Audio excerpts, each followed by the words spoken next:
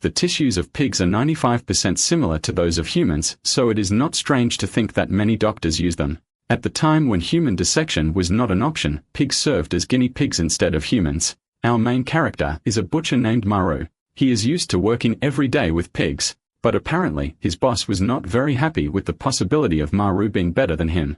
The muscular man tried to intimidate him. He asked if Maru really thought he could take his place as a butcher with 5 years of experience. The boss hit the axe on the wall behind the protagonist thinking he would be afraid. The truth is that Maru didn't care about the man's performance. The boss always showed up to make these jokes and show off his body muscles. So the protagonist advised him to leave the axe aside or there won't be a bench for a long time. The manager of the food livestock is called Hong Jun-ho, and he says he's sorry to sell the pieces of meat. Maru focuses on cutting food, but Hong fumbles him again to say that the employee has great knife skills. Considering that he has only been in the company for a year, Maru tells the boss to stop disturbing. Hong obeys and decides to disturb Kim Yan, but the girl was busy devouring all the food in the place. Kim worked as an accountant at the food livestock company. It seems that she likes the job a lot. Hong demands that Kim return to the office. Then he hugs Maru saying that he cares a lot about the employee. The protagonist doesn't believe in it much because he remembers that the boss doesn't pay well, makes him work without time off, and even drags him to sleepless nights because he doesn't want to do it alone. The protagonist adds that Hong pulls him back and forth after work. To top it off, he is to do the slaughter himself. Hong justifies his actions by saying that it is because he loves the protagonist. He remembers Maru's first day at work. The butcher should finish off the pig. At first, Maru looked like a helpless boy with a dagger in his hand, but he did not hesitate to perform the job. It was then that Chief Hong knew that he was in front of a good butcher. The conversation about the protagonist's trajectory continued in the bath. Hong forced him to rub his back. Once again, the protagonist was taken out of work to help the man. He could not be more angry with this situation. Then he warns that he expects to get paid for it. The boss asks if he really needs money that much. Mario answers in the affirmative. Then Hong says that he has a lucrative job this time. Maybe it won't be enough to transform his life, but at least he will be able to get out of that basement room he is living in now. Maru can't miss the opportunity to earn money and asks what the job is. Hong remembers that he had said that he studied in Japan, in which case his next destination is Japan. A few days later, the protagonist traveled by plane towards Japan. The job his supervisor had talked about was in an urban livestock farm in the country. He was sent because the Japanese livestock company requested meat with urgent labor. So 6 months passed. Maru was forced to work for 6 without taking a single day off. It wasn't much different from his job in Korea, but the protagonist thought it would be better to go through it in his home country than in Japan. And when he got here, they said there was a lack of manpower, but even after 6 months, Maru was the only employee there. A Yakuza-like guy watched his work day after day while smoking cigarette. The protagonist curses the man in Korean because he knows he won't understand anything. The Japanese smiles thinking it's a greeting. Anyway, Maru feels that there is something extremely wrong going on. Japanese livestock farming requires him to carefully separate the ribs from the pig. The order is suspicious. All other parts of the pig are discarded except for the ribs, which seem heavier than usual. So Maru assumed that the Yakuza-looking men carried something inside their ribs. A thin line on the bone showed that it had been cut off once and reattached. The protagonist tries not to waste time on it. He just wants to finish the job and leave without attracting the attention of the Japanese who watches him. Later, the protagonist called Chief Hong and shouted that he couldn't take it anymore. For 6 months, he has been doing overtime and strange jobs. In addition, there is a Yakuza member who is watching the whole process. Hong calls him a brat and asks why he is complaining about working overtime now if he has always done it in South Korea. Maru replies that the problem is that the place is very strange. Hong makes it clear that he made an effort to get him to Japan because he knew he needed money. So he asked the butcher not to disappoint. After all, Maru needs to pay his younger sister's school fees and his mother's car debt, so going back to Korea will be a waste. Hong asks the butcher to hold out for at least another month. He will bring him back home after that. The protagonist agrees without much alternative, but is annoyed that he was put in this situation just because of his family condition. The next day, Maru is back at work suspicious. All his effort is for money, so he decides not to care and endure another month. At that moment, someone speaks his name. The newcomer talks in Japanese. Maru tries hard not to insult the watchman with his hands in his pants. The man pinches the protagonist's cheek saying that he is lucky to have a worker like him in the company, while the Yakuza member praises his skills with the dagger. Maru notices that he carries a gun on his waist, confirming his suspicions that he is working for a Yakuza company. The watchman warns that he will leave early today because his girlfriend is having a birthday, in which case the youngest will take his place. He refers to the newcomer as little brother, but when the watchman arrives, the protagonist realizes that he is nothing young. The former vigilante introduces the protagonist to his friend and says that he came from Korea. The two exchange greetings and the newcomer warns that he has already picked up the ribs. Suddenly, ground begins to shake and the house shakes violently. Murray holds onto the countertop while the old watchman says it's an earthquake. The newcomer holds his ribs as if his life depended on it. But not for long, the plate with the ribs slips out of his hands and falls to the ground. Suddenly, white powder flies from the bones. The fog takes over the place and the protagonist covers his nose immediately.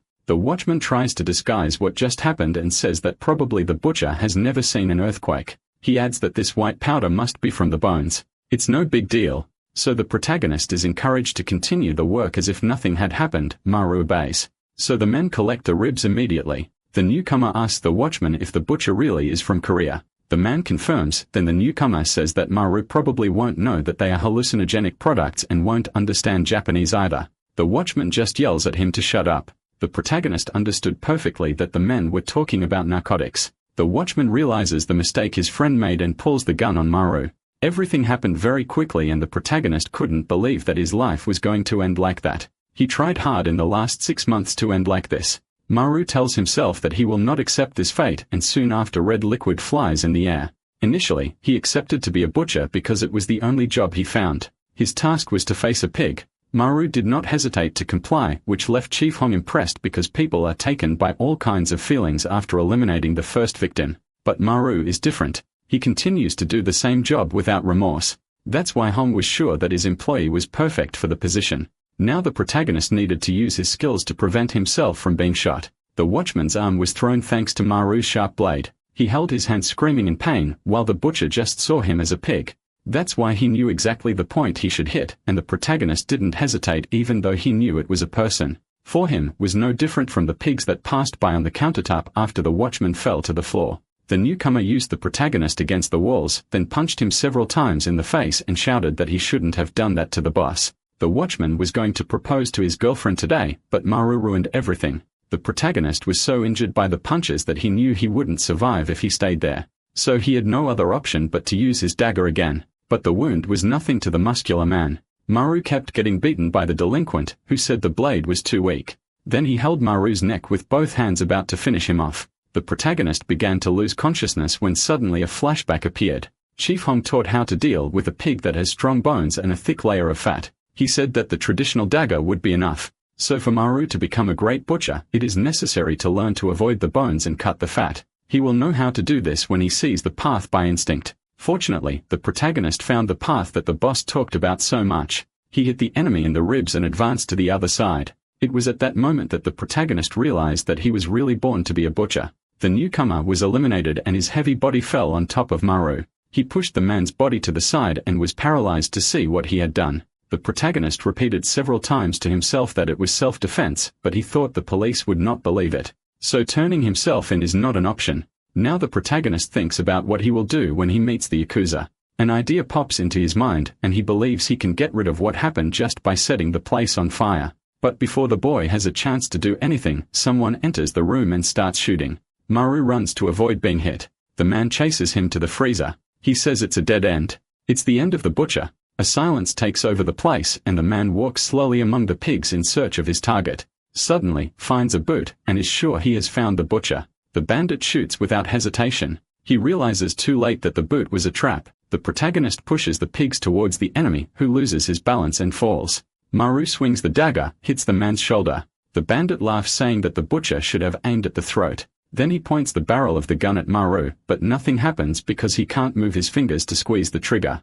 This happened thanks to the teachings that Maru received from Chief Hong. The man explained that there was a group of nerves in pigs, which goes from the spinal cord to the forelimbs. The human being is exactly the same as the pig. This means that if a person is hit at this point, he will not be able to move. At that time, the protagonist was confused by the fact that the pig and a person are 95% alike. But now, he knew that Hong hadn't lied. So the third bandit was eliminated. 6 hours later, the plane that the protagonist was traveling on arrived in Korea. He breathed a sigh of relief when he returned home. Fortunately, no member of the Yakuza spotted him. Maru set fire to the warehouse before fleeing, so he finds it difficult for anyone to find out what happened there. His tracks have been erased and now he will be able to return to his normal routine. At that moment, he is about to enter the house when he notices that the lights are on. He thought his family was awake and put a smile on his face. Mario opened the door and said that this time he brought a lot of money and gifts, but the scene he found in the house was scary. Someone had knocked over the furniture and the place was a mess. Besides there being no relatives there, it seems that someone arrived before him. The protagonist screamed for his mother and his younger sister named Naru, but there were no answers. Suddenly, Foot touches something. It's one of those ribs with white powder that he saw in Japan. It was a sign that things were not right. Suddenly, a voice asks if he is happy to return home. The protagonist looks towards the voice and sees a group of unknown men. He fears that his family has been taken by the Yakuza. The man with glasses goes through the pocket of his suit, which makes Maru think he has a gun. But then the man takes a badge off his clothes saying that it is from the Narcotics and Organized Crime Investigation Department. The police officer named Hantasik asks the protagonist to accompany him. Mario doesn't understand why the narcotics team is in his house, but hopes it's not because of Marquisa members. He soon asks why the police are in his house. Maru doesn't remember doing anything illegal. The police raises his hand saying that the police didn't do anything. The house is messy because his mother was furious with their visit. Maru doesn't understand why his mother would act this way. So Officer Taisik informs him that the protagonist's mother is involved with Maru grew up in a not-so-pleasant family environment. Even after her family fell into ruin, her mother kept spending money extravagantly. The protagonist always knew that the woman was immature, but didn't think she was capable of using hallucinogens. The police said that the woman was out of her mind. She broke everything in the house and was hospitalized. The protagonist saw with his own eyes his mother trying to attack the doctors. The police have already found her in that condition. Taisik displays some evidence that was found in the house. The narcotic was inside the pork ribs. It started to be distributed in this way recently. Taisik questions if the boy knows when his mother started using these things. The protagonist says no. The officer hands him a card with his information and asks him to contact him if he remembers anything. After that, the officers leave the hospital. In the parking lot, Officer Lee complains about the officer smoking inside the car. Taisik says he can't open the window because smoking is prohibited in the underground parking lot. Lee loses his temper and yells that he shouldn't smoke inside a vehicle. Taisik wins the argument when he says that the car is his, so it's in the right place. Lee is silent. So Taisik gives the order for him to research this boy named Maru. At this moment in the hospital, the protagonist tries to understand what happened while he was away. He is sure that the Yakuza members did not move faster than him, so it makes no sense for this hallucinogen to reach his mother in less than 6 hours. At that moment, Maru receives a call from his boss. Hong Soon says that he learned that there was a fire in the Japanese factory. He was worried about his employee. The protagonist says he has work to do and will call later. Hong replies that he knows he returned to Korea because his mother was using narcotics. After saying this, he laughs like crazy. Leaving the protagonist motionless, Maru asks Hong to repeat. The boss questions if the butcher did not receive the ribs he sent. The protagonist doesn't answer, so the man assumes that he thought the ribs had been sent by the Yakuza. Maru asks if he did something wrong. The boss doesn't understand why he's saying it, but replies that the boy didn't do anything wrong. Adds that the protagonist is a great butcher, so he prepared his place a long time ago. Marie yells asking what nonsense the man is talking about, then the boss reveals that he was responsible for sending the drugs to some family members, including the protagonist's mother. His next step will be to send the item to Maru's sister, but this will only happen if the boy refuses his offer. Hong adds that he can use the protagonist's talent as a butcher to increase his company and build a building in Gangnam smoothly. After these words, the man says that he has a car waiting for him in the parking lot. Now, Mira's work will not only be with pigs. He hung up the call and was silent. The protagonist went into deep darkness. The scene changes to an unknown location. Two men argue about who is going to carry the pigs. The boy with glasses says he won't do anything, but the man inside the truck unzips the bag and shows that they are not just carrying pigs. He pulls out several black bags while saying that it was Ham's order. This man with a scar on his face is the world head of livestock production named Bark. The boy with glasses is Choi. He says that a new recruit should be hired soon to take the hard work. The two argue again because Bark remembers that Choi has been his subordinate since he joined the company, so he should be in charge of the bodies. The position of subordinate has been given to Choi since he lost in the rock, paper, and scissors. He even jokes asking if Bark is afraid of new recruits. The veins appear on the boss's forehead from so much anger. The conflict intensifies, leading the two to take their equipment. Bark threatens to beat up Choi. Despite the rivalry, Choi decides not to take it further. He simply turns around and warns that he is returning to the car. Night soon comes. Bark was sleeping peacefully when he was woken up by a cat. He assumes that the animal got there because of the smell of meat. After a few seconds playing with the cat, Bak realizes that Choi has not yet returned. He finds it strange and decides to check the reason for the delay. When he approaches, he realizes that the door has a crack open. Bak enters the dark room, and at the same moment the cat is terrified and tries to escape. The man is frightened by the destruction of the place and releases the animal. He finds someone sleeping and assumes that he is a new recruit. So he asks where Choi is. Bak is sure that he will be scolded by Chief Hong if Choi takes too long to return to the room. At that moment, the man pushes the recruit with his foot after getting no answer. Then he realized surprised that in fact that man was Choi. Unfortunately, he had already passed away and a red liquid was dripping from his mouth. Bak laughs at the situation, saying that it seems that Choi received a visit from the superiors. This time he could not defend himself with the dagger. The man was sure that his co-worker deserved that fate. But what he didn't know was that the person responsible for Choi's attack also targeted him. At that moment, the protagonist walks up to the man with hatred in his eyes. Bak mocks his opponent, saying that he is nothing more than a member of Generation Z.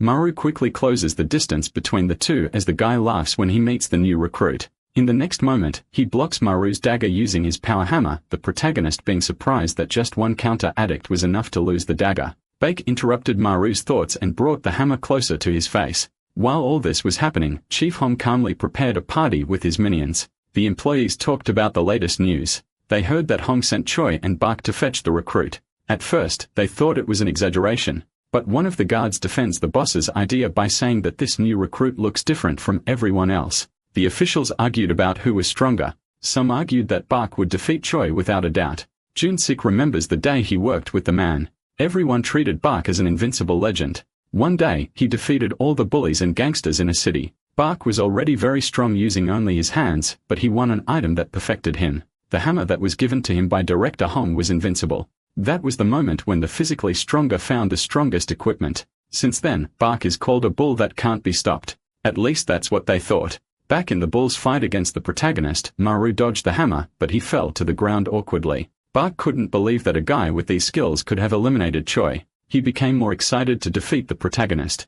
Maru kept dodging the attacks. Bak laughs like a lunatic as he chases him. He pushes Maru into the wall. It becomes obvious that the man is physically stronger than the protagonist. In addition, Bak is agile and skilled. Maru feels at a disadvantage. Bak does not give him time to think. So a new attack begins. Maru dodges the hammer several times. He manages to superficially use his broken dagger, but finds a blind spot to finally win the fight. However, Bak was agile and stopped the dagger with his teeth. The sight was frightening for Maru. He has never fought a non-unbeatable man, but this is not enough to make him give up. The protagonist swings the broken dagger, however it hits any part of the enemy's body. Bak laughs at him and says that a mosquito bite will probably hurt more. He decides to end the clash, but the protagonist is skilled at dodging hammer. He almost got hit. Bak became even more agile and his foot hit Maru's face squarely. The butcher fell to the ground complaining of pain and was pulled by his foot. Bak threw him towards the wall. Maru couldn't avoid the collision. He stood still while Bak prepared for a new attack. But at that moment, the lunatic man felt a strong pain in his wrist. He noticed too late that the butcher only aimed at his vital points. The protagonist calls him disdainfully and seriously asks if there is any who laughs at Bak's bad jokes. The man felt offended.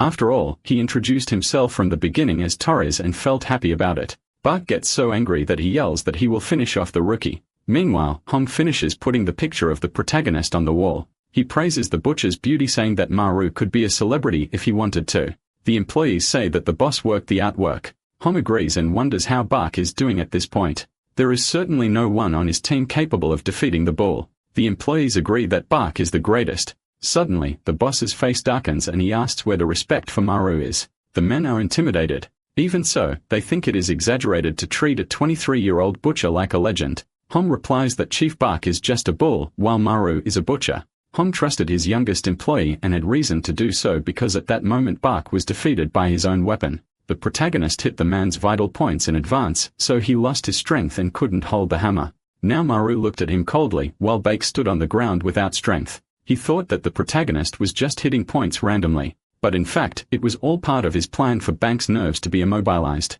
At that moment, Maru says goodbye to the man, referring to him as a cow, then uses a dagger as a nail to finish off the opponent. Minutes after Maru finally arrived at the party that the boss prepared, he was greeted with a sign that called him manager. Apparently, everyone was happy with his arrival. Suddenly, the protagonist took 2 badges from his shirt and threw them on the ground. The faces of the employees changed when they saw that it was Choi and Bak's identity card. The butcher refers to the men as pigs, which puts Hong's guards on alert, and they quickly take the dagger to defend themselves. Maru only refers to them as filthy pigs. The guards then attack together. The protagonist takes a new dagger and uses Bak's hammer. He was ready to finish off all the security guards. Hong watched everything sitting on a chair, but thought he needed to do something. Suddenly, the boss took something out of his pocket while shouting Maru's name. He was rooting for the protagonist against all the guards. The employees were shocked. Hong taught Maru to treat pigs like humans because despite look passive, they attack humans. The teachings were put into practice against Hong's security guards.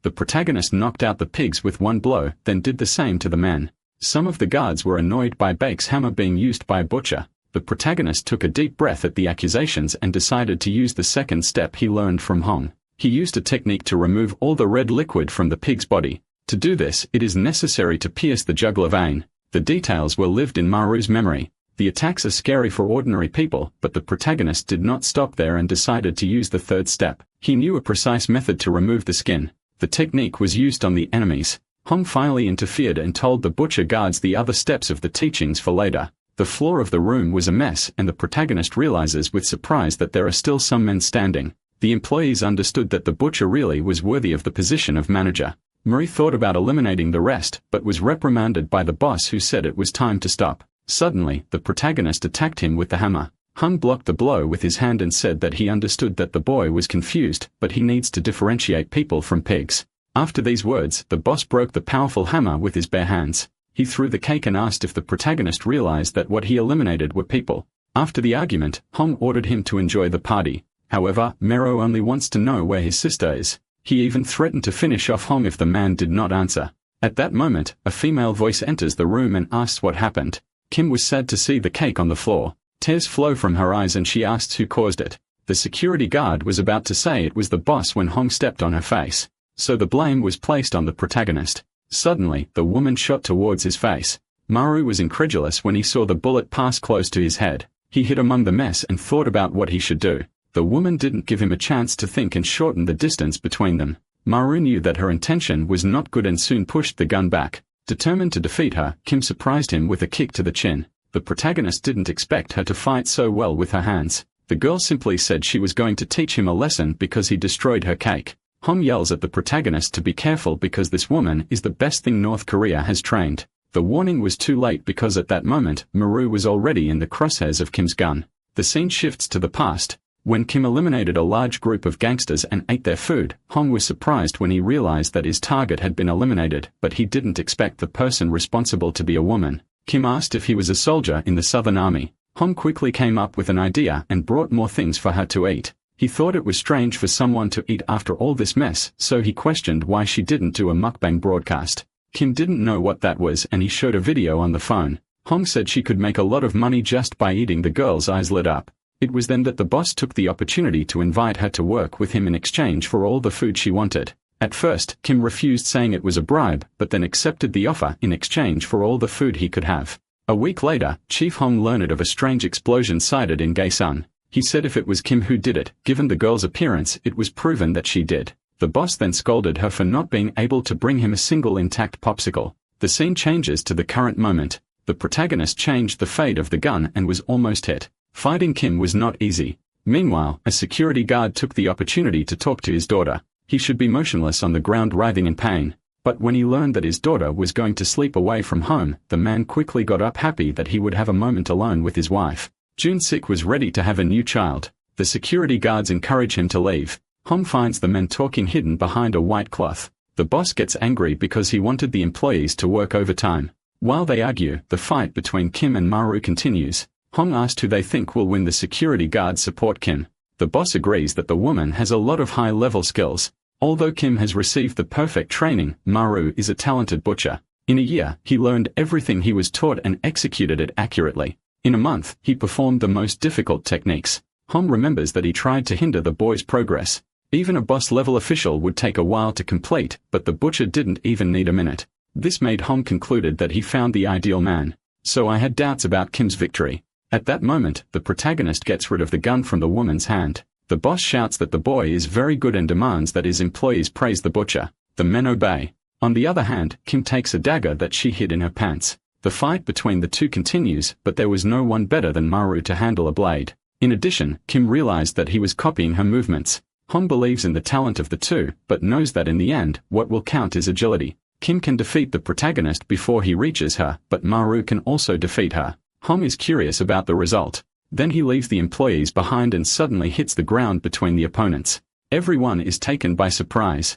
Hong points to himself and tells the protagonist to come to him. Kim loses his temper and questions how the boss chose the brat for such a high position. Hong just delivers a free food ticket at a nice restaurant. The woman runs after the ticket saying that she will come back in an hour. She leaves, of course, will fight back when she returns. Hong takes a deep breath and asks how Maru is. Suddenly, the protagonist attacks him, asks where his sister is. The boss pushes him back with the axe while questioning why he is so curious. The question is enough for Maru's body to paralyze with so much fear. A memory of the past appears in his mind. Maru remembers that on a random day when he was 21 years old, he received the news that his father passed away. He became the new head of the family and accepted to work with him to be able to support himself. It wasn't so bad because there was someone who loved him as if he were his son. At least that's what the protagonist thought. He even sees what happened to his mother. So at that moment, he lost his patience and attacked the boss, asking why the man did that to him. Hong was happy with the duel and helped the butcher improve his techniques.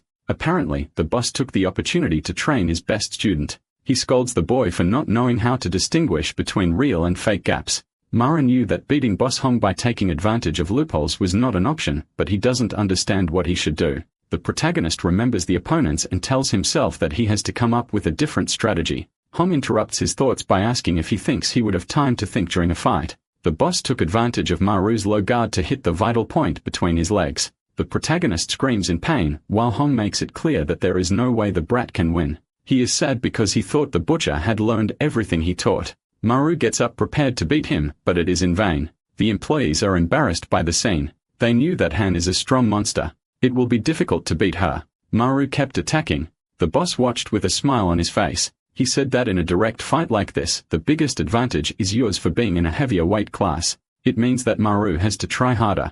The protagonist feels humiliated by the situation. Han then suggests fighting with his fists. But the protagonist does not give up the dagger.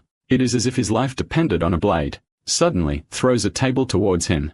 Maru takes advantage of the moment for a sneak attack, which goes totally wrong and ends with Hong adjusting his shoes. Then he pushes Maru. The butcher gets hit many times and can't react. The boss was finally willing to tell why he did these things to Maru's family. But before he questioned how much the butcher thought those hallucinogens he burned in Japan were worth, only $300 billion. Now all that money is gone and Maru can bet those guys were unhappy. Hong adds that the Japanese ran to him with wide and red eyes. Maru could never face them. So Hong managed to cover the boy. This is the role that a loyal friend would play. But the boss did not hesitate to retaliate for the mess that the protagonist made, and what happened to his family was unpunishment. Now the bodies in the room prove his ability to return the money that was destroyed by the fire. The boss waits for a handshake from Maru.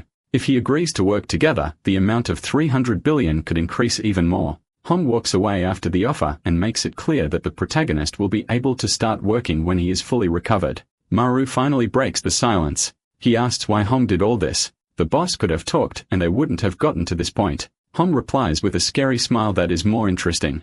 The protagonist bursts into laughter, as ludic as the boss. The two seem to have lost their minds. But Hong's smile went away when Maru stood up. The butcher said he saw him as a mentor and father. So Hong got his hands on his family because he thought it would be more interesting. A futile fun that made Maru furious, in which case the boss can't even be compared to a pig. The protagonist promised he would finish him off. His intimidating eyes made the boy's intention obvious. The boss told him to do whatever he wanted while ripping his own clothes. Hong left his body exposed for the boy to assess if he really looked like a pig, then said that no matter how good a butcher could be, he needs confidence to do something. While the two argued, Jun-sik wrote a letter to his dear wife, where he said goodbye and said the location of his money. He was sure he would not get out of the chaos alive. At that moment, the fight between the men became more tense. Hong said he was sad with his student's words. He taught him everything to Maru to simply treat him that way. This time, the protagonist decided to use the teachings against the teacher himself. He waited for the moment when Hong would try to hit his face so he could hold the handle of the axe and counterattack. The protagonist stopped the blade inches from the enemy's face. The boss thought nothing was going to happen, but suddenly he is hit in the chin and red liquid drips on the ground. The employees were incredulous at the scene. Even Hong was surprised when his glasses broke in two after the blade advanced on his face. The successful attack was because the protagonist turned the dagger and adjusted the position. He tried the attack once again but was kicked away. Hong would not let something like this happen anymore. At first, he thought Maru was joking when he said he wanted to finish him off, then the guy left the low guard. He didn't think the protagonist would really try, in which case the boss has no choice but to finish Maru first. The protagonist gets up in pain and realizes that he has no way to escape. Hong appears before him and asks if the butcher knows from which direction his axe will attack. Suddenly, the axe lowers with full force, but is blocked by the hammer that Maru stole from Bark. The boss's axe is destroyed when it collides with the protagonist's item.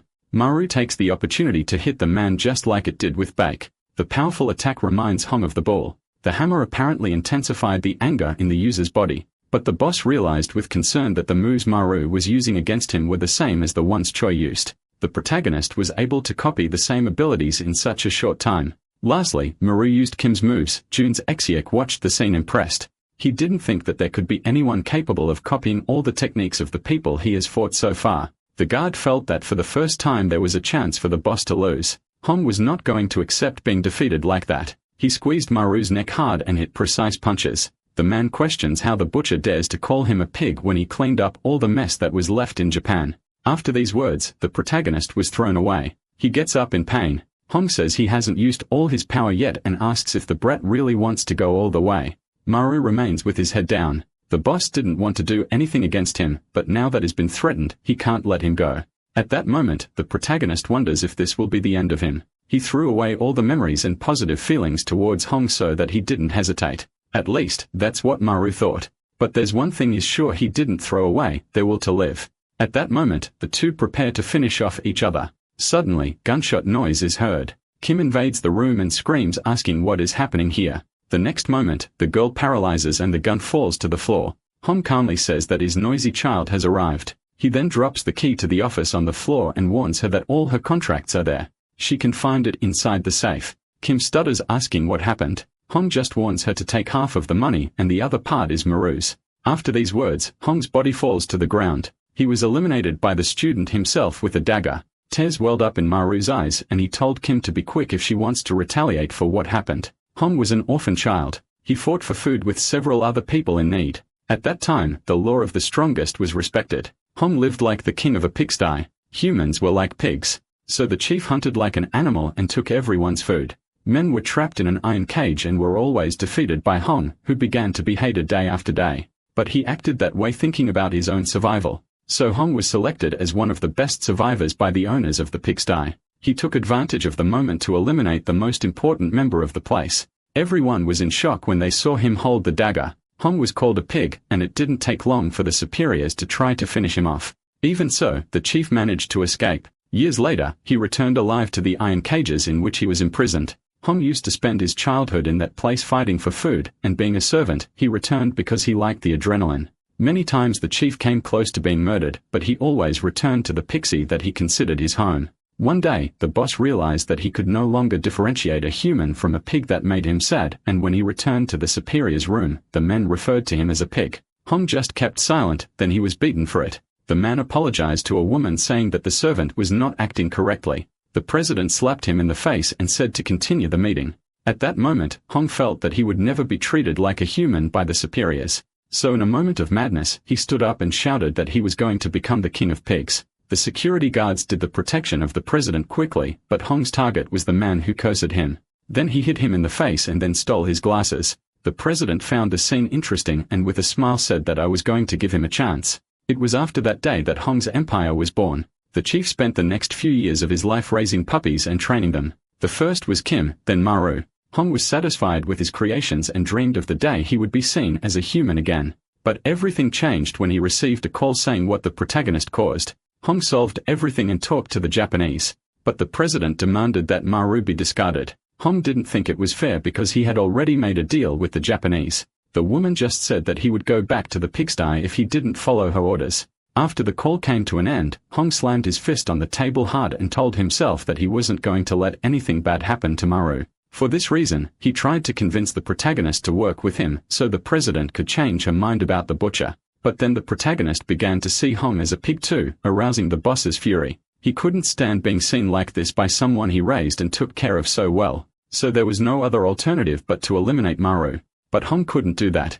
After all, the protagonist was also one of his children. Before he passed away, he asked if Maru saw him as a human now. Hong advised him to be a human and not a pig. After that, the chief passed away with a cut on his chest. He left as a human by refusing to destroy his own creation. At that moment, a man approached the fallen body of the chief and said that he wanted to be the one who would finish him off. But he arrived late. The newcomer's Choi Ki-jong, managing director of the livestock group. He took Hong's eye as a trophy and wished the man to rest in peace. Then Ki-jong called the president and confirmed what had happened, but said that the safe that Hong was in charge of disappeared. Ki-jong asked her not to worry because no matter where the killer flees, he will be caught and will be torn to pieces. The safe will be found sooner or later. Ki-jong knew who was responsible for Hong's demise thanks to the security camera. Murray's face was filmed, as well as that of Kim and Hong's 3 gangsters. After the protagonist eliminated the boss, Kim didn't believe her own eyes. She didn't think Maru was strong enough to finish off Hong, but her instinct screamed for her to run away from the butcher at any cost.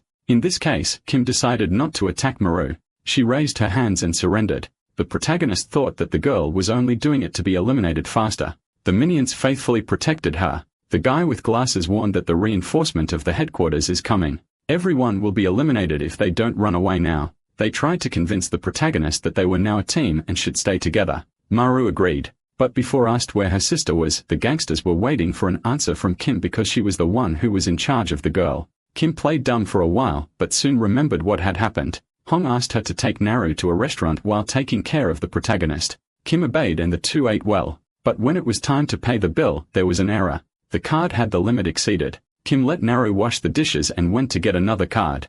That's when she arrived and the party cake was on the floor. After that, a fight started with the protagonist. That was the whole story that the girl told. The scene changes to a little later. The gangster trio encouraged Kim to jump out of the helicopter and find the protagonist's sister, but the girl was scared. They questioned how she became a member of the special forces. Kim said she wasn't ready, but the protagonist's gaze was enough to kick her out of the helicopter. Maru's plan was to save his sister and mother as soon as possible, but he knows that the world group will arrive soon. The scene changes to the next day. A house collapsed and Officer Taisik was called. The police were investigating the house of an elderly woman. Because the neighbors reported the noise, the ground was stained by a suspicious red liquid that was soon identified. Officer Taisik questioned if there were any victims, but the officer next to him said that there was no body. Taisik soon said that they should return to the hospital where Maru's mother is. At that moment, the protagonist and his new friends visited his mother, but he was informed that the patient was released early by people in suits. Maru's face darkened. That was not the only bad news he would receive. Suddenly, June received a call from Kim. The girl warned that Naru disappeared from the restaurant. She was taken by people in suits. The protagonist knew that his family members would be used as hostages. So without thinking twice he fled the hospital. Jun-sik tried to stop him from going by saying that the headquarters of World Security is very dangerous. Suddenly someone enters the hospital and the protagonist paralyzes. The scene changes to the hospital lobby. A man with an eye patch soon says that he didn't imagine he would find him this way. He greeted the officer. Taisik knows Ki-jong for the mess he has already made. But the officer is accused of interfering in the lives of several people. Taisik says that this is not something that a man who became senior administrative director replacing people should say. He soon asks what the gangster is doing in this place. Ki-jong replies that it is a hospital. He came to visit a person. After that, the men walk in the opposite direction, and the gangster encourages the officer to mind his own business. Suddenly, a lackey runs to Ki-jong in desperation and warns that Maru has returned to the hospital room.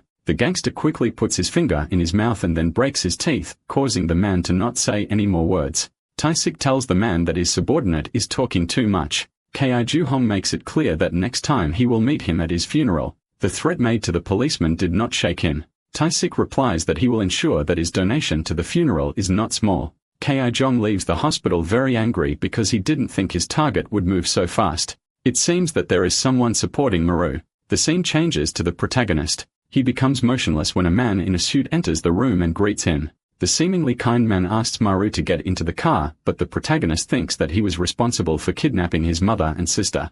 So without thinking twice, the butcher pulls the knife on his jacket and threatens to finish off the man. Suddenly, newcomer lowers his head as a sign of respect and apologizes for the rudeness. He says that his president is inside the car and will explain everything soon. At that moment, a kind woman with black hair says that it is a pleasure to meet him. She introduces herself as Shin, president of the Charlotte Hotel. The protagonist yells at her to stick this introduction elsewhere and asks where her family is. Maru's two gangster allies say that everything is fine and that he can stay calm. The bespectacled servant refers to the protagonist as manager and shows that his mother is fine. Junsik tries to understand why he allied with the Charlotte group. The bespectacled servant warns that the World group moved too quickly. He had no choice but to ask Charlotte for help.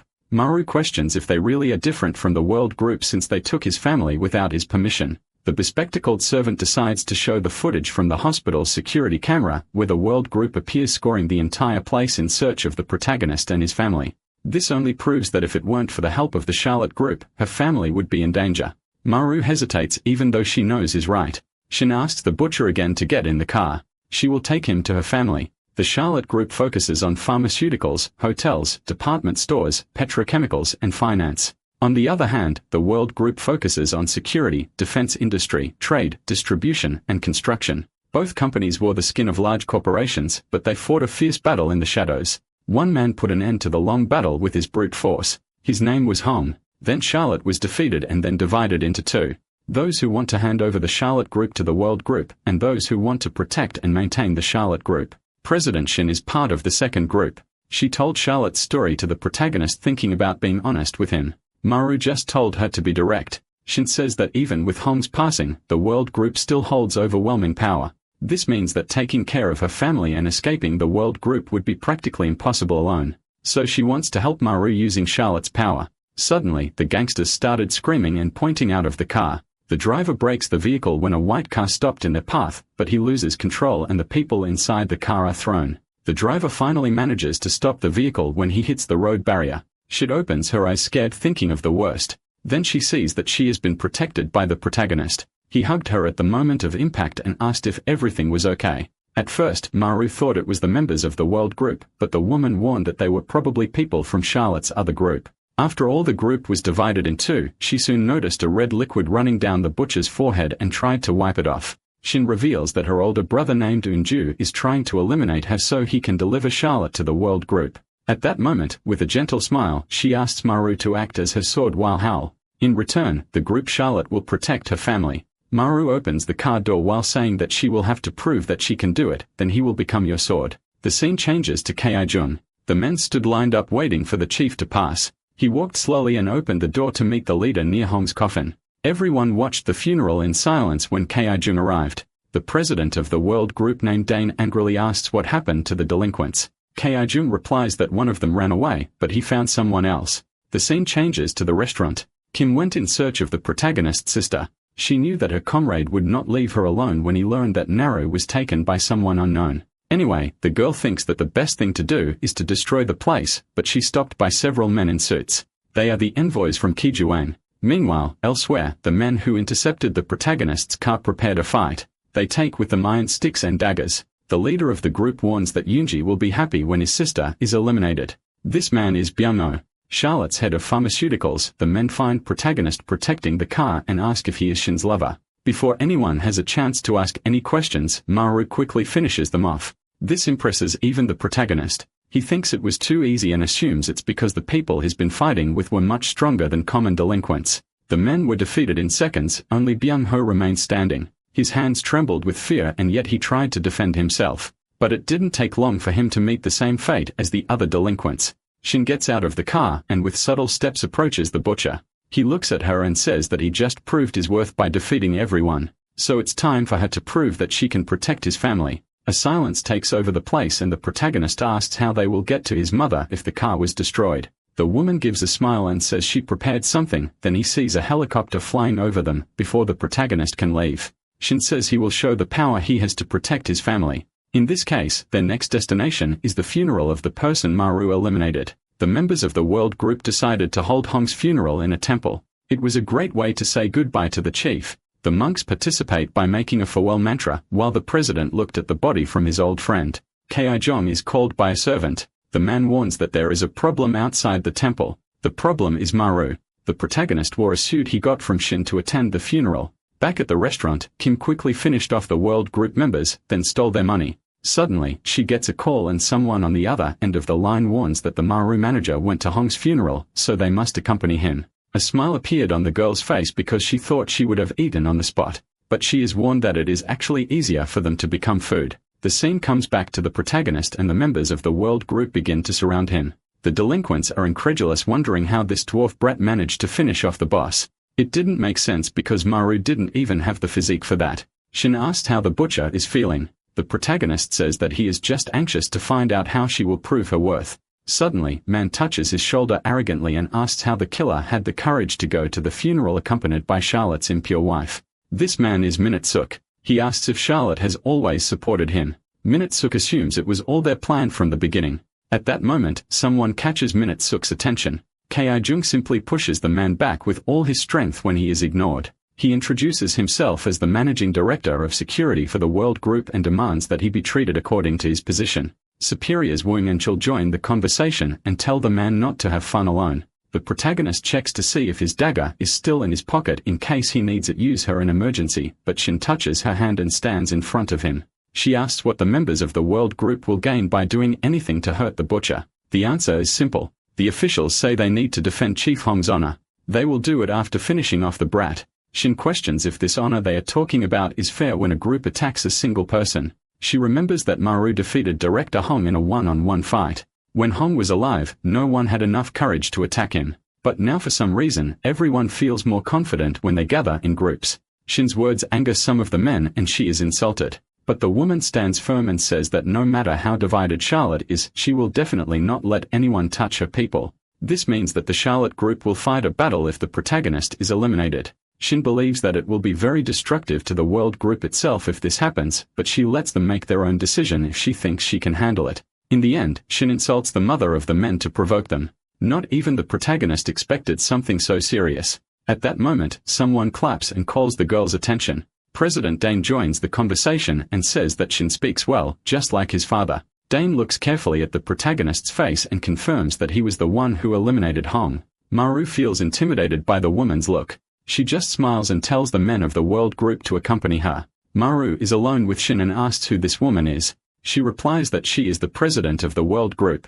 Dane is the person Maru should be most careful with. The protagonist is on alert after this advice. Then the two finally enter the funeral room. The huge image of Hong's center draws attention. Mara could be sorry that everything ended like this, but Hong messed with his family. So there was no other way out. At that moment, the protagonist remembers Hong's last words about being a human and not a pig. He bows as a sign of respect and wonders why the boss decided to be eliminated. Hong simply received the attack without reacting. Mary doesn't have the answer to this question, but decided to follow the man's advice and find out for himself in the future. The protagonist is sure he can do it if he uses all the teachings of his mentor. President Shin says that from the moment he crosses the door, he will be her sword. Maru smiles and leaves the temple with her. The two get into the helicopter and leave. Ki-jung lights a cigarette and angrily says that he will finish them both. What happened today left him completely out of control. A week later, the employees of the Charlotte Hotel receive the president. The manager soon warns that those people are making a lot of noise. It turns out that the three gangsters of the protagonist tried to open the safe in every way. It seems that Hong forgot to leave the key, so now they are wanting to break the safe at any cost. Shin asks the manager to ignore the noise. She can't do anything because the three idiots are Maru's friends. The man agrees and says that there is another problem. The woman Shin brought is eating all the customers' food. Shin agrees that they are a burden, but it's been a while since the hotel gets so lively. So she decides to ignore Kim too. Shin finally enters the VIP room to find Maru and her family. She speaks kindly to Naru. The protagonist's sister asks the president to tell her why they are here. Maru makes the move of note with her head. Shin understands that he doesn't mean anything because the family was put in danger because of him. That's why she says that Maru didn't do anything wrong and they shouldn't worry. The protagonist's mother thanks Shin for help them. She also asks the president to take care of her son. Shin smiles and promises that everything will be fine. Suddenly, someone breaks into the room, saying that he has a problem. At first, the woman thought it was someone from Maru's group, but the manager said it was her brother, Unju. The vice president is sitting in the lobby of the hotel accompanied by beautiful beauties. Meanwhile, at the police station, Detective Tai-sik tries to find out who eliminated Hong. He put the photo of those possibly involved on the criminal wall. Hong was suspected of being a distributor of narcotics. The next evidence is about a Japanese workshop that was believed to be a narcotics supply center. It turns out that it was set on fire. The last event was a week ago. A 50-year-old woman passed away due to the use of hallucinogens and soon after her house collapsed. The woman who was receiving treatment also disappeared without a trace. Taesik also remembers something suspicious when he went to the hospital. The workers of the World Group were looking for Maru. The officer is still not sure if the butcher is the cause or the victim, but it is certainly the common denominator in all these incidents. The only information the police have received now is that he appeared at director funeral with a woman. Taesik did not come to any conclusion. Suddenly, policeman interrupts his thoughts to display a photograph of the protagonist and Shin during funeral. He eventually discovered the woman's identity. Taesik becomes motionless when he hears the policeman say that she is the president of the Charlotte Hotel. At the same moment at the hotel, Shin tries not to lose control in front of her brother. Yoonji teases her by telling her to stop working a little and enjoy. The protagonist asks if she should finish him, but Shin says that everything is fine and takes the bottle of wine, then pours it all on the vice president and insults him. She admits that she always imagined that her brother would join feudal people, but she didn't imagine that she was walking a dog from the World Group. The woman was referring to Ki Juong, who was sitting in the hotel lobby at that moment. Shin turns her attention to Eunju. Eunju remembers that the Charlotte Group is theirs, but her father is still alive and Eunju is coveting the president's position, even bringing an enemy to the hotel. Shin adds that this is why her father named her as his successor. Eunju remains with his head down in the face of the teasing, but he soon regains his good mood after having an idea. The man says that it is unfair that only he tries the wine. The next moment the guy forces the girls to drink too. Shin just watches her brother lost control. Suddenly, he throws the bottle of wine towards her. Shin just watched her brother say that she is acting as president when she was just chosen a successor. A scary smile appears on her face, and he says that their father has become a vegetable. This means that she will not inherit anything until the man is buried. At least the girl is not reciprocates that her sister did. Shin says that he can act as he wants until then, but he must worry about the back of his head. After all, the attack can come from any side. Suddenly the fight between the brothers is interrupted by a laugh. Ki Jung says it's a silly sibling argument. Shin forces a smile when kicking the dog out of the World Group. She says that this is the territory of the Charlotte Group. Ki Jung gets excited when he is called a dog for the second time. His hand quickly approaches the girl's face and the guy says he will teach her good manners. It is at this moment that the protagonist draws his dagger and hits the delinquent's hand. With a cold voice, he tells the guy to get out of here or else the next funeral will be his. Ki Jong looks at the cut on his hand and thinks it could have been worse. It's interesting because his next opponent has to be at the same level. The man wipes the red liquid saying that he is looking forward to the duel. At that moment, Ki Jong attacks the protagonist with his bare hands. His nails leave a wound on the boy's arm. Maru wonders how that happened. He is sure that he blocked the attack, but for some reason, he was still injured. It is clear that the enemy has nothing in his hands. That's why the protagonist doesn't understand how the scratch appeared on his arm. It means that Ki Jong's grip is monstrous, but it's nothing when compared to Hong's skills. The fight starts in the hotel lobby. Shin apologizes to the guests for the discomfort he's causing them, so he asks everyone to evacuate to the outside area. Adequate compensation will be delivered for today's incident. The tenants leaves a hotel. The president turns her attention to the conflict. She worries that the protagonist cannot handle the World Group's dog. The fight is intense and the opponent dodges the dagger. Ki Jong realizes that his rival's abilities are the same as Chief Hong's. Even so, he doesn't think it's enough to be defeated during the duel. New discoveries were made. Ki Jong was surprised when Maru demonstrated here he also knew Bak's techniques. As if that wasn't enough, the protagonist displayed Kim's techniques.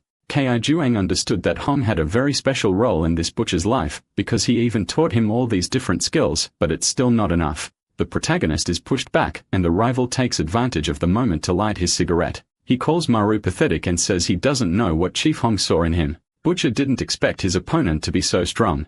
Either way, he is confident that he can win. On the other hand, Ki Jong gets tired of being nice and decides to end it as soon as possible. With a single attack, he immobilizes the protagonist. Maru was hit in the chest and tried to catch his breath. Ki Jong says that due to the skills he just saw in his opponent, it was clear that he did not eliminate Hong. In fact, it was Hong who let this happen. Maru loses his patience hearing his mentor's name being mentioned so many times. He simply runs with dagger in his hand towards the dog of the World Group. At that moment, Ki Jong puts his hand on Maru's chest and spins the butcher in the air. The poor boy falls to the ground holding the injured spot. The man says he understands why the boss liked his students so much. It seems that he has a good fighting spirit. Maru replies that he also heard a lot about Ki Jong. His master called him one-eyed wretch. The words hit Ki Jong frighteningly, making him get out of control and hit the fist in Maru's stomach. Then a sequence of punches began on the boy. Kijuan yells that he was the only one worthy of finishing off the boss, but the protagonist got in the way of his dream. At that moment, Maru stands motionless on the ground receiving the blows. He promised that he would protect his family at all costs, however, things seem to have gotten out of control. In addition, the protagonist does not know how many other people there are who are as strong as this guy. Maybe he can't even protect himself. Ki-jung threw his fist harder and harder. He was encouraged by the vice president of the Charlotte group to finish off the butcher. The happiness on the man's face was gone in seconds. Suddenly, figure appears and points the gun at Ki-jung's head. The man smiles when he sees who the newcomer is. Tae-sik returns the smile saying that he can fire as many bullets as necessary if the scene continues. Ki-jung surrenders and says that he was only teaching the child a few things. Eunju insults the police for disrupting his plans and is restrained. Tae-sik says that Ki-jung seems to have aged. After all, he was hit in the chest by a brat. The delinquent had not seen the wound before the officer said. He then realizes that the protagonist used the same attack as his. It's as if the boy copied his skill right after receiving it. This only proves that the boy is interesting. Worthy of a student of Chief Hong, the protagonist is handcuffed by the police and advised to speak in the presence of a lawyer. The arrest was a surprise and he didn't understand anything. So Tae-sik said it was on suspicion of murder. Shin makes it clear that she will do everything for him to get out of jail as soon as possible. No matter how far she has to go, Maru thanks her and asks her to take care of his family. Ki-jung questions if he is still worried about his family after all this. We'll certainly have a long way to go before becoming like Hong. Maru replies that no matter how long it takes, he will destroy Ki-jung with his bare hands. The guy replies that he can't wait for it, and then the two go their separate ways. Sometime later, Shin has the office invaded by the three gangsters. They learned of the protagonist's arrest and were worried. Shin says that the police ignored the problems caused by Vice President Lee M-ju and arrested only the Maru. Maybe it's because the world group has people infiltrated in the police. The gangsters say they can't leave things like this. Kim says she has no reason to save the butcher. She lost her job because of him. So she won't do anything. The gangsters think differently and are willing to save the protagonist at any cost. After all, he is the manager now. Kim is too busy eating. At that moment, she discovers that she is only having the right to eat anything thanks to the butcher. The girl decides to confirm the story with the president. Shin replies that in fact he is only treating her well because he is part of the protagonist's group. Kim says she didn't know that, and from the back to leave, the gangsters try to stop her. So she says that she will bring the protagonist into her own hands. Meanwhile, at the police station, Maru waits anxiously for President Shin. Officer Tae-sik finally breaks the silence. He asks if it is a coincidence that the protagonist's name is involved in the case of the ribs with hallucinogens and the murder of Han. In addition, the police found traces of liquid hawkers of world livestock workers in his house. That's why he questions what Maru's connection is with the world group. Before the protagonist answers, the officer makes it clear that he just wants to help him. At that moment, the second superintendent, Kaiju, enters the room with a plate of food in hand. He says that the boy has already been sitting in the narcotics department for many hours and hasn't eaten anything, so I brought something to feed him. Tae-sik tells the superintendent to leave the plate and leave. Kaiju whispers in the officer's ear that the mayor is very angry about the situation. They arrested a guy with no evidence clear. Tae-sik says he needs to leave for a while. He leaves Kaiju in the role of taking care of the boy. The superintendent gives a kind smile and advises the protagonist to eat slowly. He will not ask any questions. Maru assumes that Shin has already done something to help him. The scene changes to President Dane's office. She coldly says that it's ridiculous for a guy to fight in public space. To top it off, Charlotte's vice president openly flirts with women in his company. This clearly diminishes her corporate value, so Dane questions if they both want to be destroyed by her. Because of the trouble they both caused at the Charlotte Hotel, the media has started to doubt President Shin's abilities. That's why she will have a hard time moving for a while. So Eunju must take control of the board of directors for a while, in which case she asks the men to stay out of trouble. The scene changes to the protagonist. The superintendent pushed his head towards the soup when the butcher refused to answer some questions. He was sure that Maru had a connection with the world group and wanted more information.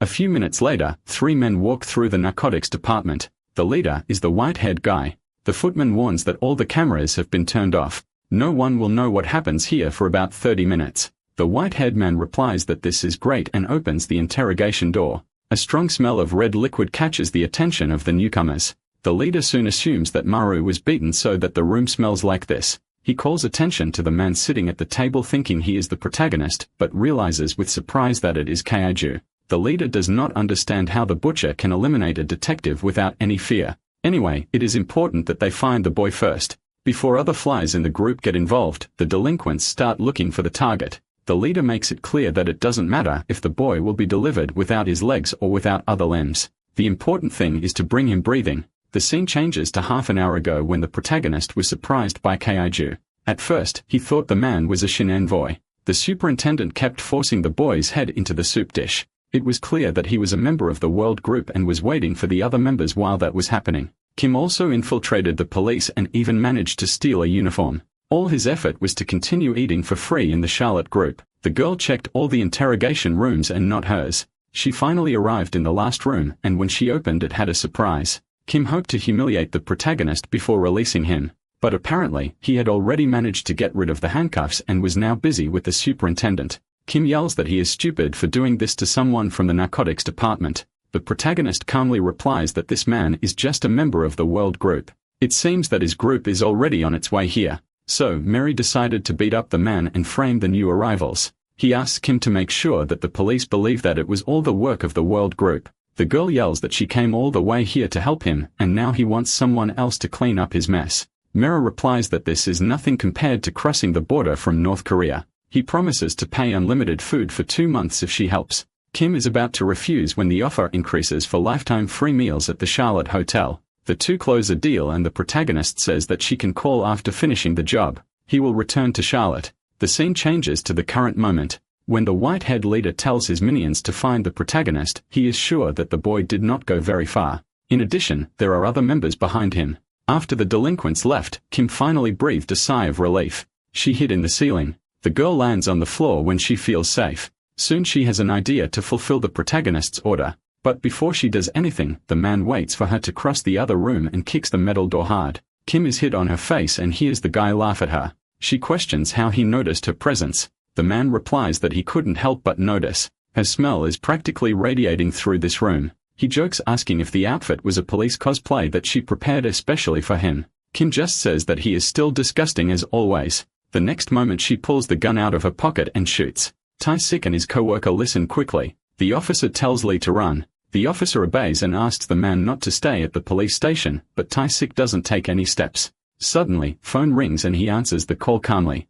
On the other end of the line, the protagonist introduces himself. Tae-sik is surprised imagining that he was the one who fired the shot and so he orders the butcher to stay where he is. Mara replies that he has actually already left the station. On the one hand, he is relieved that Kim has started the job. Tae-sik is curious to know why he escaped. The protagonist takes advantage of the moment for his performance. He shares that the World Group infiltrated the interrogation room. He survived thanks to Detective Kiju. This means that there is a spy inside the police, which justifies the reason for his escape. The protagonist adds that he cannot trust Tae-sik. He may be a dog of the World Group like the others, so he will only tell everything he knows when he trusts him again. At that moment, Kim keeps shooting towards the ceiling to get the attention of the other cops. She shouts that the members of the World Group are there and are attacking. For a moment, the white-haired leader thought he was the target. He can't help but feel attracted to the girl at the same time he wants to finish her off. The two start fighting. Kim lands a punch in the mouth and tells him to be grateful. Apparently, the leader doesn't mind being beaten for her, which makes everything more disgusting. The man finds an opening in Kim's defense and holds her by the collar, saying that she is not the same as before. Kim is thrown hard to the ground. Before she can get up and defend herself, the enemy tries to hit her foot in her face. Kim just turns to the side and escapes the blow, then draws her dagger. The man asks if she trusts this blade. He thinks he can easily defeat her. The two are about to fight when someone points the gun towards them. The leader asks who this idiot is. While Lee demands that they both raise their hands, the man wonders why everyone is pointing the gun at him today. Lee orders the two to surrender once again, and the leader loses his temper. He tells the policeman to put the gun down.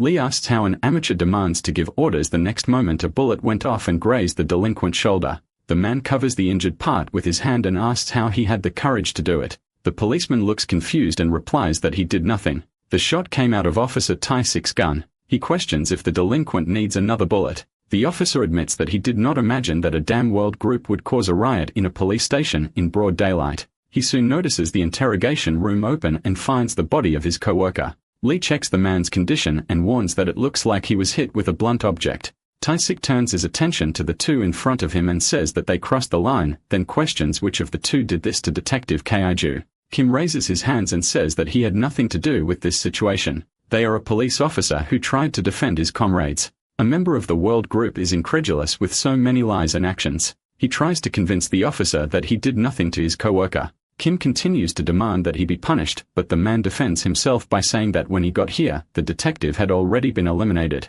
Suddenly, the officer demands that he be silent when putting the barrel of the pistol in his mouth. Tai calls the man so, and warns that so far he is the only suspect of having done it, this with the policeman. The delinquent is handcuffed and tries to defend himself from the accusations. He does not think it is fair to be arrested without any evidence. Tai-sik just asks Kim to report that it just happened. The woman makes the salute movement with her hand up and answers what she will do it. Her greeting is quickly identified by the officer and he asks what is wrong. The girl realizes too late that she made the greeting of North Korea. She runs away and is chased by Officer Lee. So feels that he can be released if it is confirmed that the girl is the spy. Tai-sik points the gun once again and says that she remembers telling him not to move.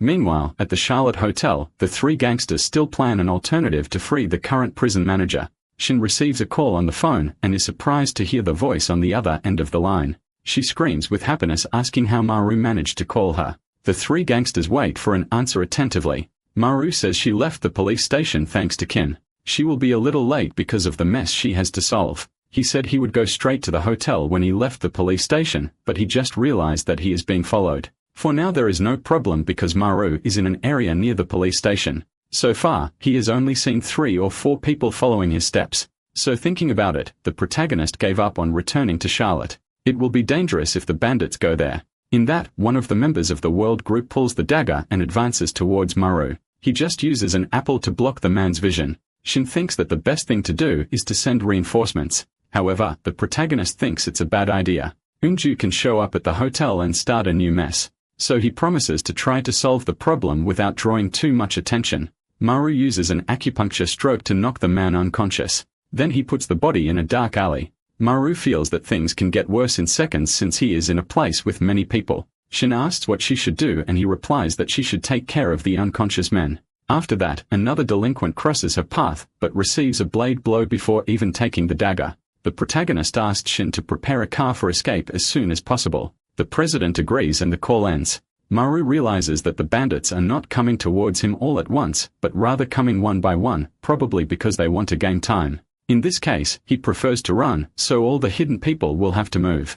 Maru was right and the agile men followed him. One of the bandits waited for him hidden in an alley. His sneak attack was of no use. The protagonist dodged and counterattacked, then pushed the body and kept running. The chase became fiercer. The men entered the alley and were defeated in less than a minute. Maru left the place without a scratch. Then a car stopped and the driver called him by name. The protagonist assumed that it was the car he asked for from Shin and soon got into the vehicle. A little impressed by Charlotte's agility, he calls Shin and comments on it. But the woman yells that this is not her team's car. In fact, the vehicle that was supposed to pick him up left a few seconds from the hotel. Shin is worried and he says he will call back later. The boy takes a deep breath and looks at the driver. The creepy smile on his face proves that he is a member of the world group. Suddenly, the man hits the brakes and the car goes out of control. Meanwhile, in the narcotics department, Tai-sik wonders why Maru is involved in all the incidents. He seems to be a big threat to the world group. The officer gets thoughtful. The security cameras have been turned off and a police officer has been murdered in the police station. Maybe there really is a spy within the police forces, as Maru said. He unfortunately had to release Su from prison since he had no evidence to leave him. Tai-sik convinces himself that the best thing to do at this point is to go back to his old ways.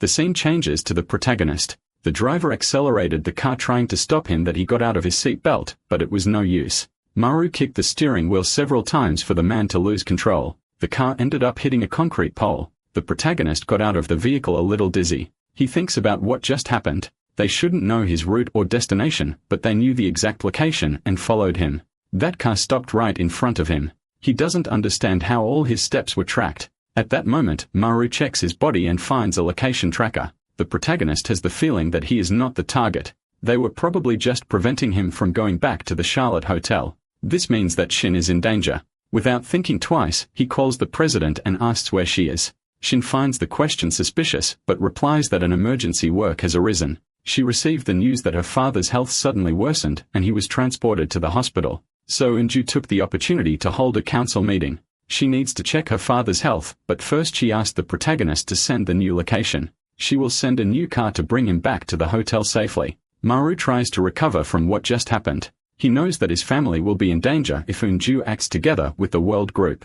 That's why it's important that he protect Shin. But the protagonist still doesn't know how he can do it. Suddenly, he has an idea and calls Kim. A few minutes later, Se finds the car of the driver who was supposed to kidnap Maru. The man is beaten for not completing the job. The other delinquents were also beaten for not performing the chase properly. Se calls everyone useless scoundrels. Suddenly, someone shouts that the location tracker is still working, which left the leader impressed because he thought that by then the protagonist would have already found the item. I only use his cell phone to check where he is at this moment. But the boy's movement is so agile that it doesn't even look human. The truth is that Maru put the tracker on Kim and forced her to parachute. At first, the girl didn't want to do it because she was afraid of heights. So the protagonist said that Shin was in danger now and he could only give everything he promised when she is safe. Kim was given the outfit and safety materials to jump. She complained from start to finish that she didn't want to jump, but complied because her free food at the hotel was more important. The scene changes to the hospital in the main city. Shin visited her father after the latest news. She finds it strange because just yesterday she received a report stating that the man was fine. The doctor said that he also did not understand the reason for her worsening. Shin questions if anyone visited her father while she was away. The doctor remembers that only Vice President Yoonju entered the room. The woman understands that everything is just her brother's plan. He called a council meeting under the pretext that his father's health is getting worse. The driver also thinks it's Eunju's plan to take control of everything, so they better go. Shin agrees and tries to open the door, but it seems that it is stuck. The girl pulls with all her strength and asks the driver for help. Suddenly, a mist enters under the door. The poisonous smoke was the work of the members of the world group. They eliminated all the security guards of the hospital and trapped Shin in the room. Meanwhile, in the council office, Eunju told his colleagues that the president's delay was enough to expel her from office. The superiors defend the girl. After all, the council meeting was called suddenly. It is fair that they wait a little longer. The council members find the delay completely out of the ordinary. Since the president never arrives late, Eunju demands that the meeting starts soon because he is already there. So it is okay to start without his sister. The council members ask if he has gone crazy. They know that the man's only intention is to hand over the Charlotte group to the world group. Eunju gets angry with the accusation and almost hits the man. He takes a deep breath and just touches the shareholder's shoulder. While saying that he imagines that the man has already commented to several people that the Charlotte group will be handed over to the world group, Yeonju admits that he is a cheater, but he doesn't like the way the news is spreading. In addition, he reminds everyone that Shin went to Hong's funeral, so they should also be suspicious of her. Eunju tries to convince everyone that he is the best option to not let the Charlotte group be handed over to the world group. His attempts are in vain. All the shareholders support Shin. They accuse Eunju of trying to destroy the Charlotte group just because he was pushed out of his position. Shin is the true heiress. Eunju must become aware of reality. The man is annoyed that he has no support and yells for everyone to be silent. He was responsible for raising the shares of Charlotte's pharmaceutical group. In his opinion, Shin didn't help at all. She just works at the hotel and doesn't do anything else before Eunju continues his presentation. The door next to him is destroyed by a delinquent. The man falls to the floor unconscious because of the impact. Se breaks into the room with his comrades and searches for Maru. The tracker's location says he is in the room. Maru only has old people in the place. Se tells the servant to look at the tracker again. The man shows that the location of the target really is where they are. In this case, Se demands that the place be turned upside down. He didn't know that the location was actually thanks to Kim, who was holding back so as not to fall outside the building. At that moment, Eunju complains about being hit by the door, and he asks how someone had the courage to do this to the vice president of the Charlotte. Se realizes that he hurt a comrade and remembers that Dane asked him to take control of the board of directors, then apologizes for getting in the way. The members of the board are shocked to hear this and call Eunju a traitor. The man gets angry that Sue reveals everything in front of the elders. The delinquent admits that he made a mistake and says he will solve it. He gives the order for the crooks to catch the shareholders. At this moment in the hospital, the smoke makes everyone lose consciousness. Shin tries not to surrender because she knows she won't get out alive if that happens, but little by little her vision gets blurry. Suddenly someone appears in front of her and extends his hand. While saying that nothing is lost, Maru came to get her. A little later, everyone received care. Shin recovered in a short time, but the doctor said that her father's situation is worse than before. The girl did not imagine that her brother tried to eliminate his own father to get the position of president. She thinks that maybe it would be better if she gave up fighting this battle. The protagonist asks if she will give up everything. Even the board of directors, Shin assures her that she will continue to protect him and his family. Even if she gives up the Charlotte group, Maru touches the woman's face gently and says that she faced the world group for her, then asks Shin not to give up. The president calms down after these words and decides to go to the council. But first, he thinks it's better for him to change his clothes. The two wear a quality black suit. Shin says that by now the meeting is over. His goal then is to prepare for the next shareholder meeting. Shareholder meeting. The protagonist thinks they should go to the board anyway. The scene changes to the boardroom. The elders have been attacked and lost consciousness. Eunju checks if the main shareholder is still alive. He is not sure and complains that the world group hit too hard. So doesn't care about the man's words and asks if Maru has already been found. The bandits are still looking for the butcher. Eunju is worried that the blame for the incident will fall on him. But the vice president soon has an idea and says he wants to talk to Sir. The delinquent doesn't pay much attention. So Eunju questions what he thinks Dane will do when he finds out that he ruined everything. Sir doesn't like the vice president's threatening to, but Eunju says that actually wants to make an offer. He knows that the delinquent hates Ki John and says he can help defeat him. It shouldn't be difficult for Charlotte's president to do that. Sue understands that he will have to make Eunju become the president first to get this help. Anyway, he agrees and the two shake hands to seal the deal. Sue asks what he should do to help him. Eunju says that he should finish off the directors. The delinquent works quickly and pushes a shareholder out the window. Kim sees the terrible scene. She wonders what hell is going on inside the building. Eunju gathered the directors alive and promised that he would not hurt them. He displays a power of attorney for the shareholders meeting. Then he says that all he has to do is for the directors to support him with his actions. Shin's loyal supporter is against signing anything. A proxy vote should not even be taken seriously. Eunju threatens the man to force him to sign. Park refuses and is beaten. The directors fear the same fate if he does not sign the power of attorney. Shareholder Park falls to the ground unconscious, so the ball director kneels on the ground and promises to do anything for his life. Just listen to this president give the orders even with the support of one of the directors. The vice president thought it was not important, so the guy had the same fate as the first shareholder and was pushed. At that moment, Shin's other ally takes the power of attorney and tears the half. He makes it clear that he would never sign anything, even if his life depended on it. Eunju says he expected this reaction from Kang. No wonder he was his father's right-hand man for many years. But Eunju knows Kang's weak point. If he passes away, the shares will go to his wife. Then she will have the same end if he doesn't sign the power of attorney. Kang can't deal with those threats when the target is his wife, in which case he is forced to sign. So checks if Maru's location is the same. He wouldn't have to depend on Eunju if he had found the butcher. The man assumes that the tracker is broken and accepts that he has lost the boy. What remains now is to deal with corpses. So remains with his head down, and when he gets up, he finds a person hanging from the building. He wonders if it could be Maru. Kim lets go over her hands to land on the ground, but So holds her arm before she can fall. Then back to the council room, So, sure he has caught the protagonist. Eunju is so happy with the news that he doesn't notice a man about to fall on him. So notices the attack and the silence outside the room. It is clear that his men are not there. The next moment the protagonist enters the door, Sue is surprised and asks if there are two Maru. He is in doubt, but notices that now he finally has his target. So the delinquent advances towards Maru.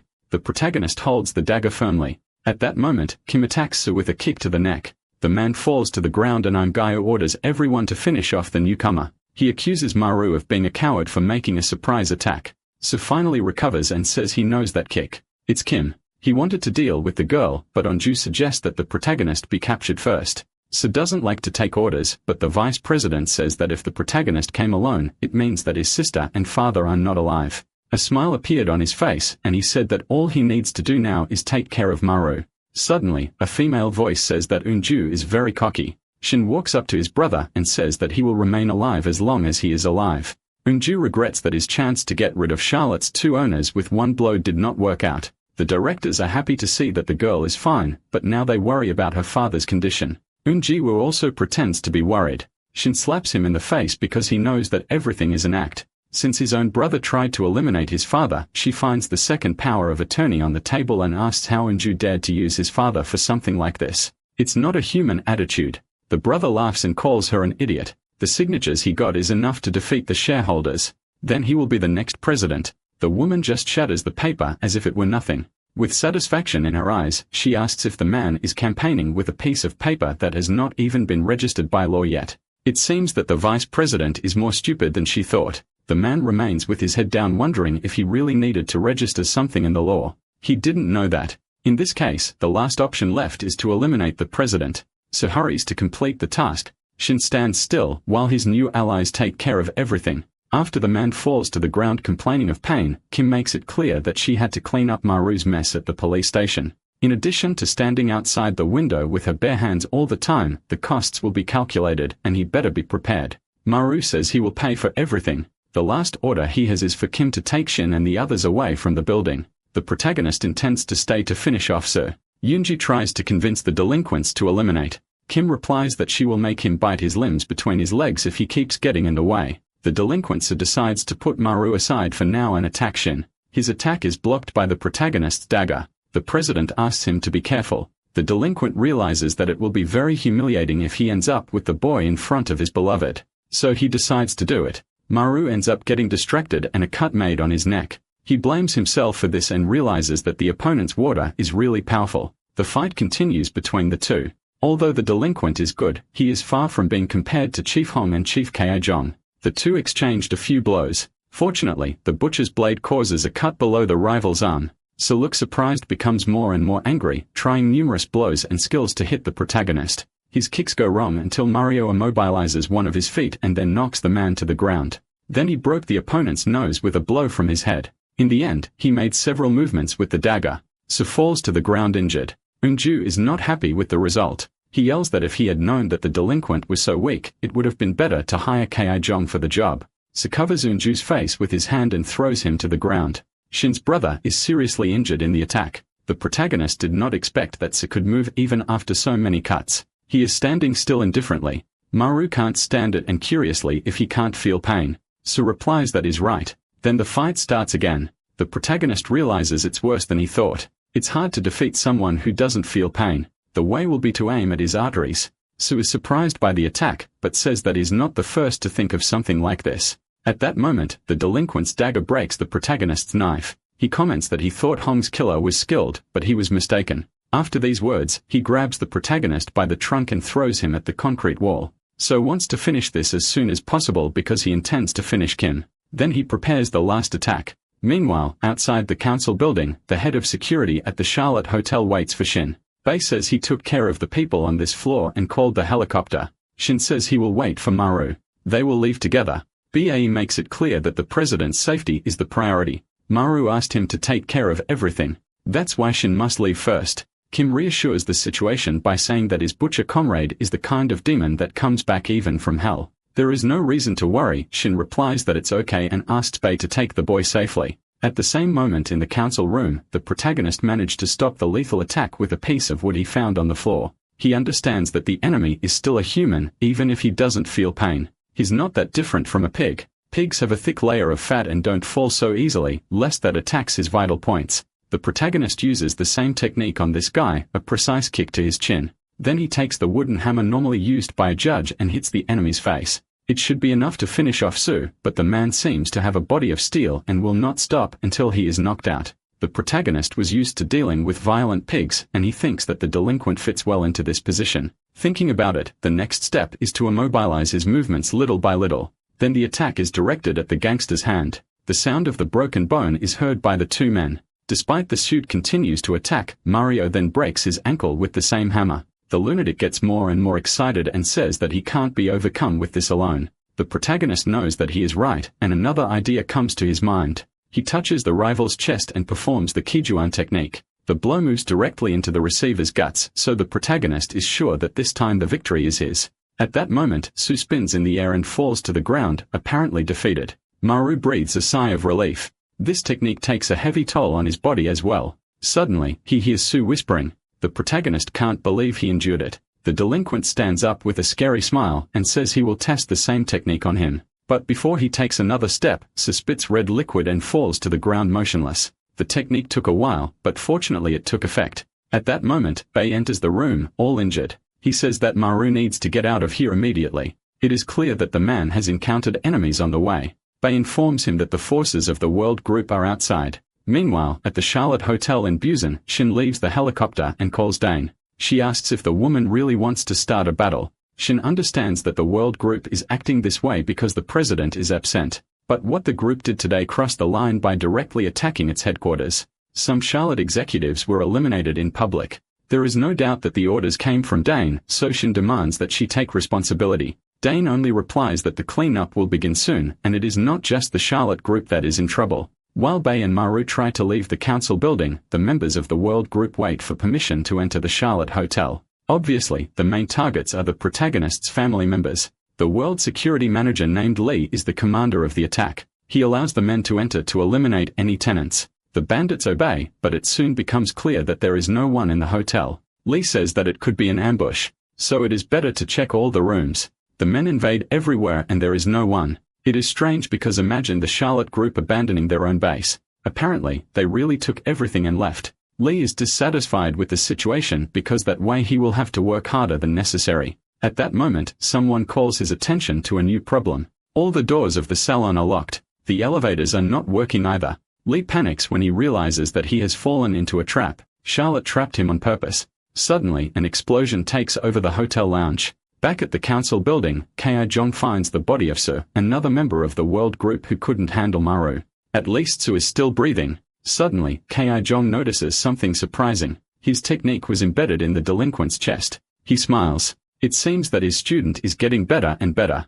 At this moment, the protagonist and the bodyguard are almost escaping. Bae says that Shin and his family have already gone to the hotel in Busan, so they are the only ones who need to leave. Maru questions why she went to Busan. Bae replies that the enemies have already taken over Seoul, so they will be at a disadvantage if they return there. All they have to do now is walk through the door. The scene changes to the Charlotte Hotel located in Busan. Shin asks how the hotel is doing in Seoul. She receives the information that the bomb has already been activated and the world group will be held responsible for the act. The security guard added the Du Ranch said that the Japanese are on their way, but they may take a while to arrive. Shin says that the situation is dire, so she hopes that they will get the upper hand at some point. Suddenly, a girl jumps into his arms. Shin is scared by Naru and asks what she is thinking of the hotel in Busan. The protagonist's sister replies that it is great. It is possible to see the ocean and the amenities are also excellent. Naru is eager to enjoy the place with her brother. She soon realizes that Kim is not with the president and asks where the woman went. Shin says that she needed to resolve some matters. Everyone will meet soon. The scene shifts to the past when Kim learned that the destination was the Charlotte Hotel in Busan instead of Seoul. Shin explained that they needed to regroup in Busan and prepare the counter-attack there. Kim simply took her parachute suit and opened the helicopter door. Shin tries to stop her from jumping, it is in vain. Back at the council building, the members of the world group are rescued. Ki-jung thinks that Eunju is a waste of time for his group. On the other hand, the bandits carry Sir. The vice president tries to convince the boss that he is still someone important. He displays the location of the protagonist on the cell phone. Ki-jung finds it strange because the target is moving very fast, beyond human capacity. At the same moment at the Charlotte Hotel, the firefighters try to control the fire. The neighbors reported that they heard a scream and then the explosion. It is likely that there is no one alive. Lee surprisingly leaves the place unharmed. The firefighter tells the man to go to the hospital, the delinquent just pushes him. Suddenly, his phone rings a call from Ki-jung. Lee fakes a smile when talking to his superior and warns him that the place was a trap. There was an explosion shortly after they entered. Ki-jung interrupts him to say that he has the butcher's location, so Lee must go there with the reinforcements. The bandit goes crazy when he receives the new order. He remembers that he just said that he was almost eliminated, but Ki-jung has already landed another job without thinking about his condition. The scene changes to half an hour later. Kim tries to sneak into her friend's apartment in Seoul, but is quickly noticed. The friends assume that she decided to visit them because she knew that the menu that day was ramyun. The girl is invited to attend the banquet. Everyone is happy with her arrival because it's been a while since they last saw her. Kim is also happy to be reunited with them, but she is forced to shower before eating. The girl obeys the order and says that she came to visit them because she will disappear for a while. The friends think it's funny that she warns them, since the girl spends months away from home. Anyway, Kim hurries up and takes her shower. She wears a clean outfit and is excited to join her friends, but the scene she finds when she returns is terrifying. Everyone has been eliminated in the room. Lee looks at her disdainfully and says that the girl doesn't look like Maru. Maybe they passed the wrong location, but he is not sad. Lee asked Kim not to misunderstand. He didn't eliminate his family members. In fact, Lee arrived a short time ago and found everyone on the ground. Ki-jung's men did all the dirty work. He only went there to pick up Maru. Lee hopes she understands the situation. After all, Kim was once part of the world group. The girl is paralyzed with 4 guns pointed at her head. He looks up and says that Lee is a damn thing. The man says again that he did nothing. He was sent to the scene by Jong's orders. The target was just Maru. Lee didn't expect to find her, so he suggests ending the conversation without regrets. It's too late for the man to ask for something like that. Kim quickly takes the gun he had hidden and hits the two men around him. After eliminating the other two remaining, Lee just looks at her with his arms raised. He explains that he really wasn't involved with the event. Kim walks past him coldly and takes the food that the family has prepared. She eats silently in front of the horror scenario. The food comes to an end in second and there's only one cigarette left at the bottom of the pot. Lee trembles with fear, asking if it was tasty. Kim reloads the pistol and points it at him. Tears flow from her eyes. Then she says that she has never tried anything as tasty as this ramen. Memories of the past invade her mind. One day Kim was chased by a rival group. She managed to escape with many injuries, but she didn't walk for long. The girl fell to the ground in the middle of the rain and the dark night. Her consciousness gradually disappeared. 20 hours later, Kim slept in an unknown place with people she had never seen. Everyone watched her worried, especially because of the position the girl was sleeping. A man suggests that they eat ramyun alone. At the same moment Kim wakes up, she eats a pot of her favorite food. The days passed and she started to live with those strangers. They never asked what Kim's job was or why she was lying in the rain. Kim was treated like a new member of the family. For the first time, she had the feeling of having a home. But now it's all over. Kim shoots towards Lee. The man dodges and hits his fist in her face. He says again that he has no connection with what happened today. Kim kicks him towards the head and then hits the knee on his nose. Lee realizes that he shouldn't have accepted the extra work, but now he has no alternative. He uses the sword to cut the barrel of Kim's gun. Lee informs him that he will need to hurt her if she doesn't stop. The guy sees on the clock that there are 10 seconds left until midnight. He intends to finish it as soon as possible. Meanwhile, Jong follows the location and realizes that Lee has arrived at the destination. He warns the Eunju that his sister has gone to Busan. The vice president says that this is bad. That place is really hard to conquer. Everything is surrounded by mountains. It is a fortress built with defense in mind. Jong replies that it is actually very good. It means that once she entered that place, she will have no way out. The man had a plan in mind and mobilized several men for the next attack. At the same moment, Kim and Lee fight intensely. The duel should not last more than 10 seconds. The two exchange punches. In the end, Lee gets some of the girl's clothes. The 10 seconds come to an end and Kim tries to catch his breath. The man says he needs to end this soon. He is not willing to let her go, but Kim breaks the glass window behind her with the body and says she will see it in the future, then shoots the gas pipe behind the man and the apartment explodes. Jong and Eunju park the car upon seeing the fire. Vice President believes it is Lee's workmanship, but Jong doesn't think the man would use this messy method. As the neighbors gather to see what happened, Jong notices a familiar figure. His men chase Kim. She finds the only shop open and enters. The vets look on in surprise. Kim puts her finger in her mouth. It's the signal for them to be quiet. 5 minutes later, Jong follows the red liquid left on the floor and comes to the store. He enters and asks if an injured woman entered the place. The vet confirms that it did, but she just asked for a bandage for the wound and left. Jong thinks it's strange because she watched the main entrance the whole time and didn't see Kim leave. He quickly remembers the blue car and yells at the men to hurry. Kim was saved by the protagonist and BAE. Maru thought she was in boozing with Shin.